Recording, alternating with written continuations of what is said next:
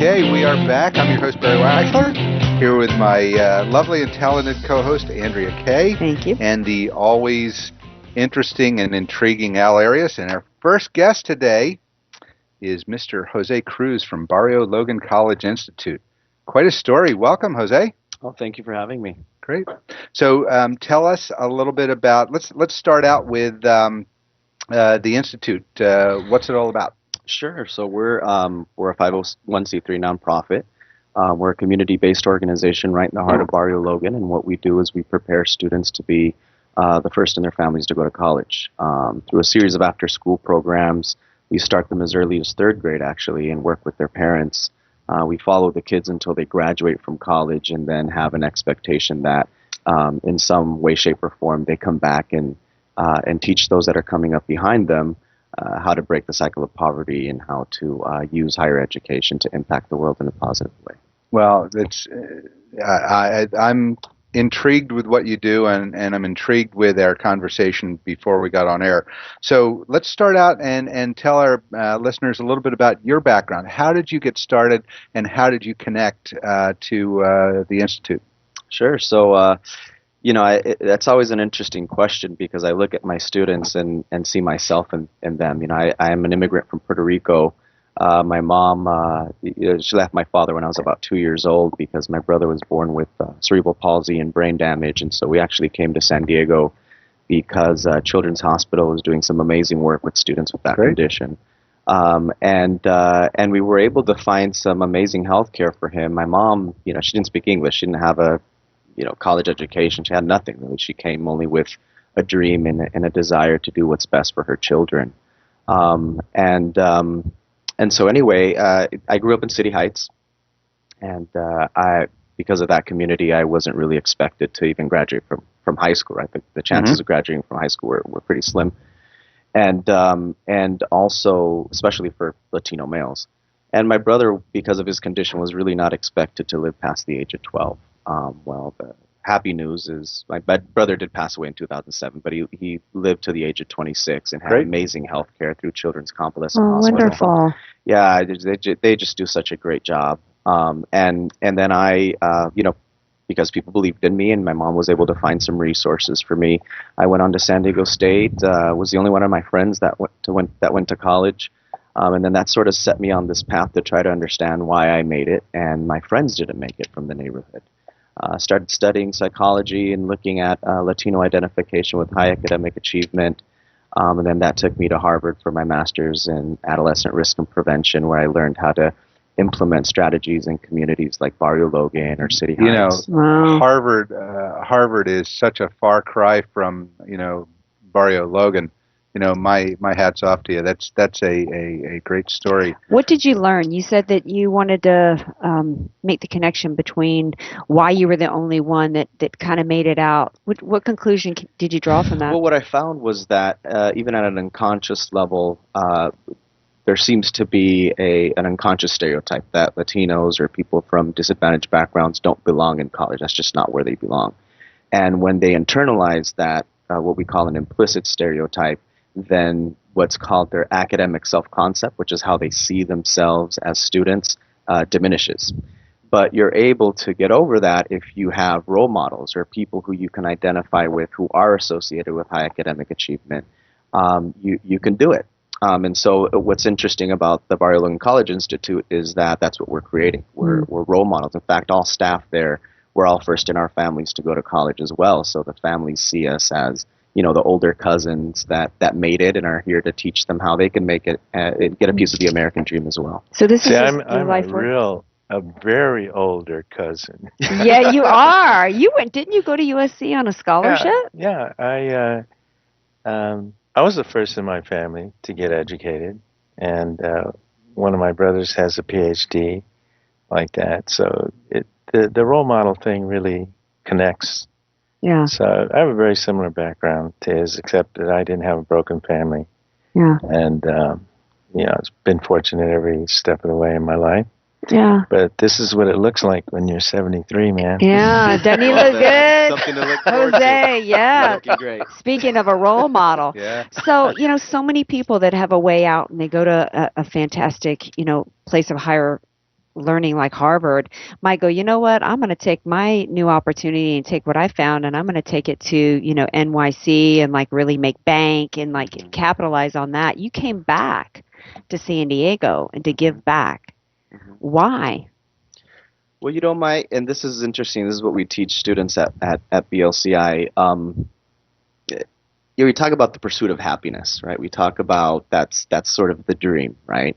And I think sometimes we confuse that with just making a lot of money. There's nothing wrong with making a lot of money at all. But I've always pursued a meaningful life. And I don't necessarily have a religious background, but just I've always wanted my life to mean something. In one of my psychology classes in developmental psychology, I learned that in your last phase of life, when you're getting close to death, you inevitably look back and try to make sense of what your life was. And so I want to be able to be ready to go on to whatever the next level is. And so that's what I pursued. I pursued a meaningful life. And I went to Harvard because I felt that why not? It's funny, one of my students asked me the same thing.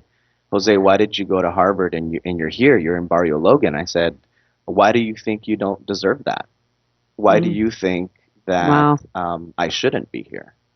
They deserve the best. They're amazing students. They are transformative. They're my teachers as well.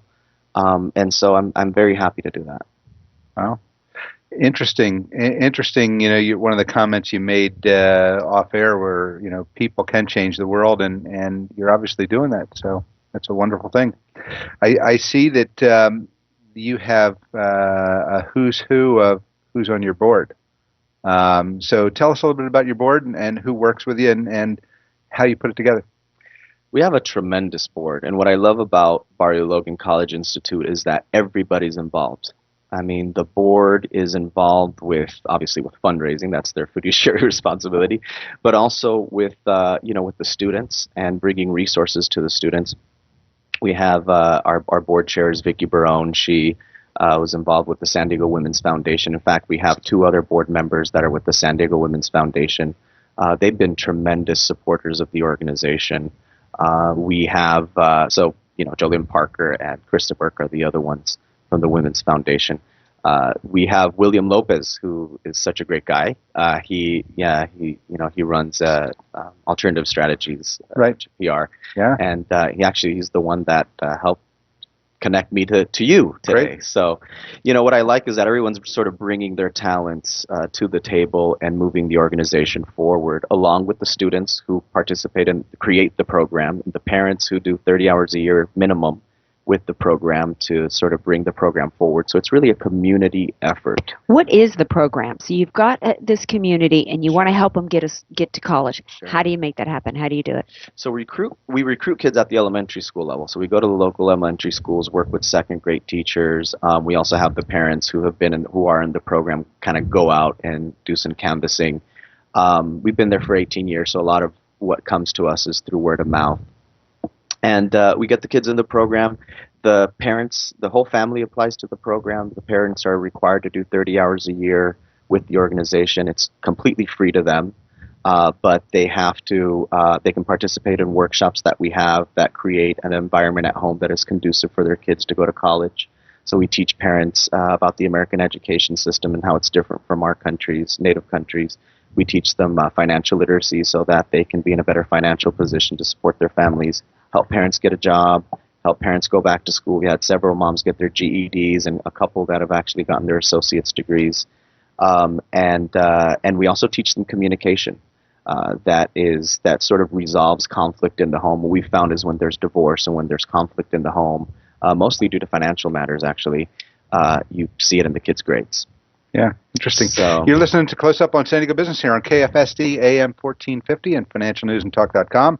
I'm your host, Barry Waxler, here with my co-hosts Andrea Kay and Al Arias, and our guest is Mr. Jose Cruz from the Barrio Logan College Institute.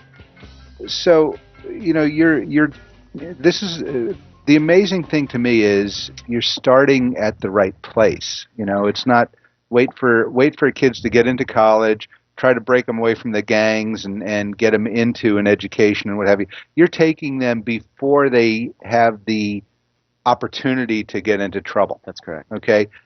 I grew up in the city of Philadelphia. wasn't the nicest neighborhoods that I grew up in, and I saw all the same things that you saw. It's rough in Philly in some parts of it. All the you know what? If it's a city, yeah. it's Yeah, rough. that's true. That's Yeah. why I think this is a tremendous model, really, for every community Yeah. in big cities. So, hate to put you on the spot. Do you have any great stories you can tell us about any of the kids that came through your program? Oh, so many good stories. Where do I start?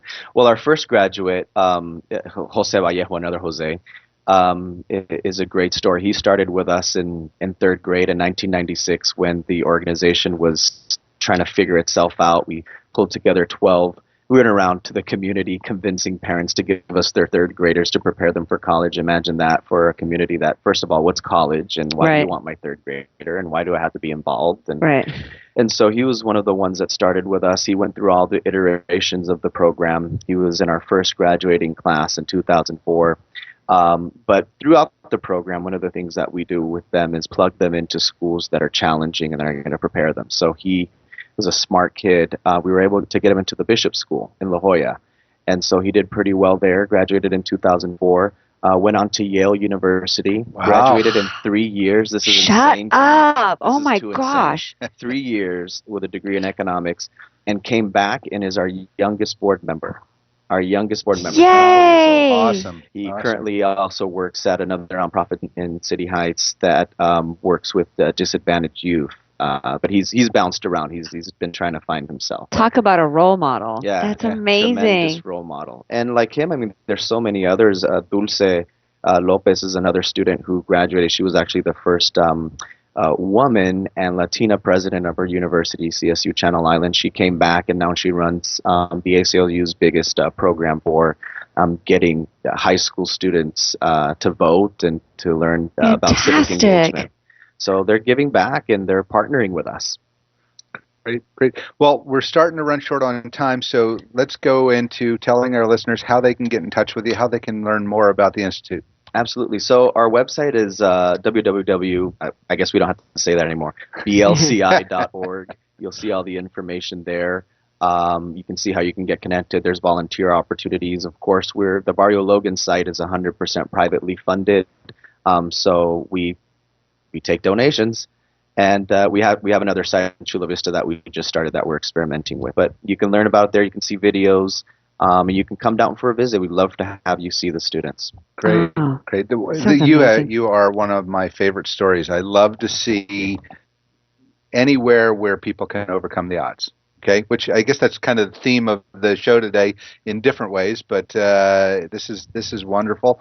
I have a number of people that I want to introduce you to, and I will we'll be in touch, and we're going to be talking a lot more about the Institute as weeks go by. I have a feeling we will. Yep. Thank you very much. Well, thanks for being with us, and we look forward to following up. Thank you for having me. Great. Okay, you're listening to Close Up on San Diego Business, where we get up close and personal with homegrown San Diego businesses and the people that are working hard to make a difference in our community. This is financialnewsandtalk.com. I'm your host, Barry Waxler. We'll be right back after the break with more Homegrown Business Close Up, and we will have with us Mr. Tom Horvath from Practical Recovery.